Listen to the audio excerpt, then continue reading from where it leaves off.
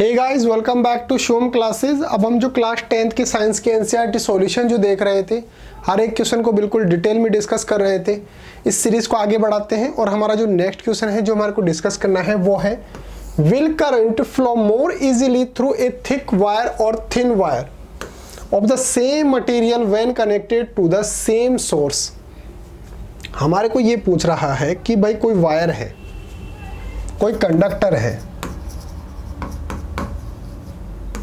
अगर इसका source same हो यानी कि इसके अंदर जो बैटरी वगैरह लगी हुई है वो सेम हो और इसका मटेरियल भी सेम हो। ऐसा नहीं है कि एक तो मैंने ले लिया गोल्ड का और एक ले लिया मैंने सिल्वर का, ऐसा नहीं है, इसकी मटेरियल भी सेम है। तो क्या जो इसके अंदर करंट फ्लो होगा वो इस चीज पे डिपेंड करेगा कि इसकी थिकनेस क्या है। अगर ये ज्यादा बड़ा है, अगर ये ज़्यादा मोटा है, जैसे मान लो ये तो है इसकी लेंथ, अगर लेंथ की बात करें तो हमारे को लेंथ की बात नहीं कर रहा, हमारे को इसकी थिकनेस की बात करनी है, इसकी मोटाई की बात करनी है। तो क्या इसके अंदर जो करंट फ्लो होगा वो इसकी थिकनेस पे डिपेंड करेगा? तो अगर करंट की बात करेंगे तो हम रेजिस्टेंस की भी बात कर लेंगे। रेजिस्टेंस जो है वो इसकी थिकनेस पे डिपेंड करता है या नहीं करता है, ये हमारे को क्वेश्चन के अंदर पूछ रखा है। देखो, will current flow more easily through a thick wire. अगर जो है हमारे पास थोड़ा मोटा वायर है, उसकी थिकनेस ज़्यादा है, तो क्या ये करंट जो है वो इजीली उसके अंदर फ्लो कर पाएगा, या फिर उसकी मोटाई कम है, उसकी थिकनेस कम है, जो वो थिन है, थिन वायर है, तो वो जो है वो उसके अंदर ज़्यादा करंट फ्लो होगा। कौन सी कंडीशन के अंदर ज़्यादा करंट जो है वो फ्लो हो पाएगा? उसका मटेरियल सेम है और उसका जो सोर्स है वो सेम है। तो इस कंडीशन के अंदर क्या होगा? देखो, मैं जो है कंडक्टर का एक थोड़ा सा फोटो बना लेता हूँ। ये कंडक्टर है मेरे पास, ये कंडक्टर हो गया। अब सर ये कौन सा कंडक्टर है? मैंने जो है वो इसको थोड़ा सा बड़ा करके बनाया है। ये मेरे पास कंडक्टर है, ये तो हो गई इसकी थिकनेस, ये वाली जो है ये तो हो गई इसकी थिकनेस। इसको मैं बोल दूंगा क्रॉस सेक्शनल एरिया, क्रॉस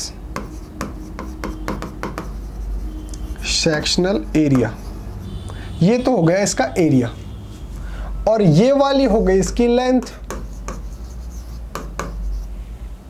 ये वाली हो गई इसकी लेंथ। एक इसके अंदर जैसे मान लो जिस भी मटेरियल का ये बना होता है उसकी कुछ रेजिस्टिविटी होती है, उसकी कुछ प्रॉपर्टीज होती है, उसको मैं बोल देता हूँ रो। ये है क्या? इसकी रेजिस्टिविटी। ये डिपेंड करता है कि भाई उसकी मटेरियल जो है वो क्या है, किस चीज़ से बना है। अब मेरे को क्या क्या बोल रखा है भाई, इसका मटेरियल जो है वो सेम है, तो ऑब्वियस सी बात है इसकी लेंथ भी सेम है। और हमारे को पूछ रहा है कि इसका जो क्रॉस सेक्शनल एरिया ज़्यादा होगा तो उसके अंदर इलेक्ट्रिक करंट ज़्यादा फ्लो होगी या फिर कम होगा, तब जाकर उसके अंदर इलेक्ट्रिक करंट जो है वो ज़्यादा फ्लो होगी। देखो, रेजिस्टेंस जो होता है इसका फॉर्मूला होता है रो एल अपॉन ए। किसी भी कंडक्टर के अंदर रेजिस्टेंस ज़्यादा है तो करंट जो है वो कम फ्लो होगी। रेजिस्टेंस का मतलब क्या होता है? उसके अंदर ऑब्स्टेकल कितने आ रहे हैं।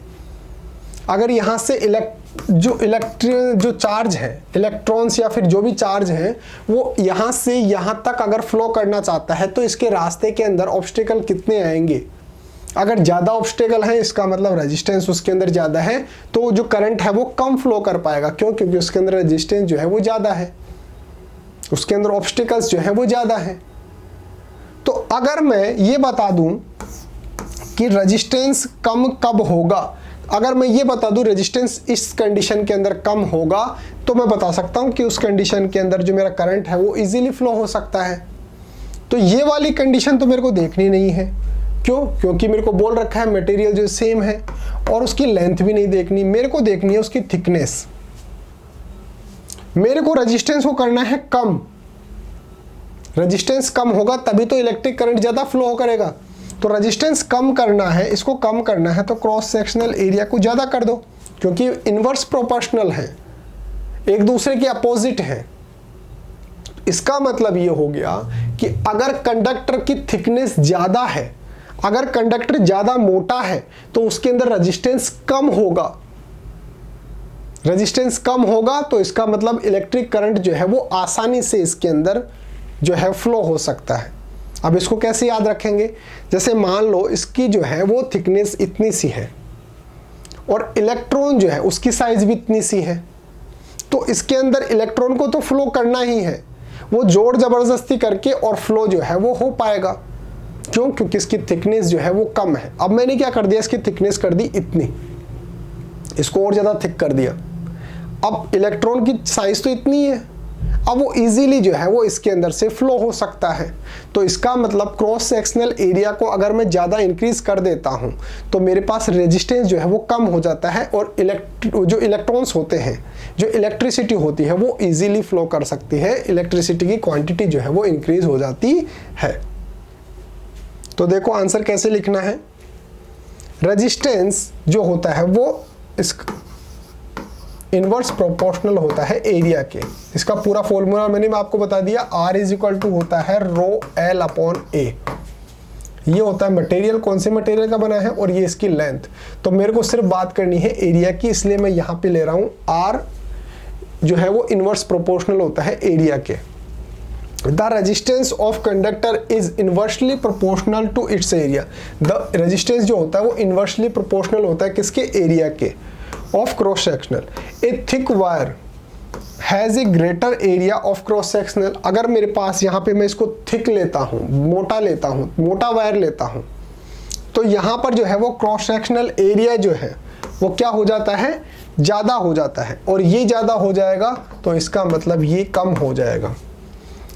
Various A thick wire has smaller area of cross sectional. तो यहाँ पर अगर मैं इसको थिन ले लेता हूँ, थोड़ा पतला ले लेता हूँ, तो वहाँ पे क्रॉस सेक्शनल एरिया जो है वो कम हो जाएगा, उसकी वजह से रेजिस्टेंस जो है वो ज़्यादा हो जाएगा। Thus A thick wire has less resistance.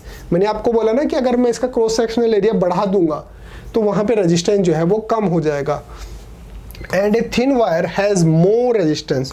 और अगर मैं इसका थिकनेस कम कर दूंगा, इसको थिन बना दूंगा, तो वहाँ पर रेजिस्टेंस जो है वो इंक्रीज हो जाएगा। इसको कैसे समझेंगे कि जैसे मान लो इस साइज़ का मेरे पास वायर है और इसी साइज का इलेक्ट्रॉन है, वो जोर जबरदस्ती करके कैसे जैसे जा रहा है। अब मैंने क्या किया, इसका जो एरिया है वो और भी कम कर दिया। तो एक तो इलेक्ट्रॉन पहले ही नहीं जा पा रहा था, अब इसका क्रॉस सेक्शनल एरिया और ज़्यादा मैंने कम कर दिया, तो इलेक्ट्रॉन जो है वो बहुत मुश्किल से इसके अंदर से जा पाएगा। तो क्रॉस सेक्शनल एरिया अगर मैं कम कर दूंगा तो रेजिस्टेंस बढ़ जाता है, इलेक्ट्रिसिटी उसके अंदर से आसानी से फ्लो नहीं कर सकती है। और अगर क्रॉस सेक्शनल एरिया मैं बढ़ा देता हूँ, इंक्रीज कर देता हूँ, मान लो इतना बड़ा कर दिया मैंने, तो उसके अंदर से आराम से इलेक्ट्रॉन जो फ्लो हो पाएंगे। और आराम से अगर इलेक्ट्रॉन्स जा रहे हैं, इसका मतलब उसके अंदर रेजिस्टेंस कम है और इलेक्ट्रिसिटी आराम से फ्लो कर सकती है। Therefore current will flow more easily through a thick wire than thin wire. तो अगर हमारे को जो है अगर इजीली करंट फ्लो करवानी है तो उसको हमारे को जो क्या करना पड़ेगा? थिक करना पड़ेगा, थिन नहीं करना पड़ेगा। उसकी जो मोटाई है उसको मेरे को बढ़ाना पड़ेगा, कम नहीं करना पड़ेगा। तो इस तरीके से आपको इसका आंसर लिखना है। उम्मीद है आपको समझ में आया होगा। एक आपके लिए स्पेशल अनाउंसमेंट है कि अगर आपको अपनी क्लास का कंप्लीट स्टडी मटेरियल चाहिए, जैसे notes, videos, model paper, NCERT solutions, MCQ test, previous year के पेपर, ये सब कुछ चाहिए और वो भी बिल्कुल फ्री के अंदर, तो अभी प्ले स्टोर पे जाइए और शिव ओम क्लासेस नाम से हमारी जो ऐप है वो ऐप आप डाउनलोड कर लीजिए। एक मेरा जो व्हाट्सअप नंबर है वो भी आप नोट डाउन कर लीजिए। अगर कोई दिक्कत आती है, किसी भी सब्जेक्ट में कोई डाउट आता है या फिर नोट्स वगैरह चाहिए हो, तो आप मेरे को डायरेक्टली व्हाट्सअप पे मैसेज कर लेना 8696608541। ये मेरा व्हाट्सअप नंबर है, आप मेरे को डायरेक्टली व्हाट्सअप पे मैसेज कर सकते हैं। तो उम्मीद है आपको आंसर जो है वो समझ में आया होगा। मिलते हैं अगले टॉपिक के साथ, तब तक बने रहिए शिव ओम क्लासेस के ऑनलाइन प्लेटफॉर्म के साथ।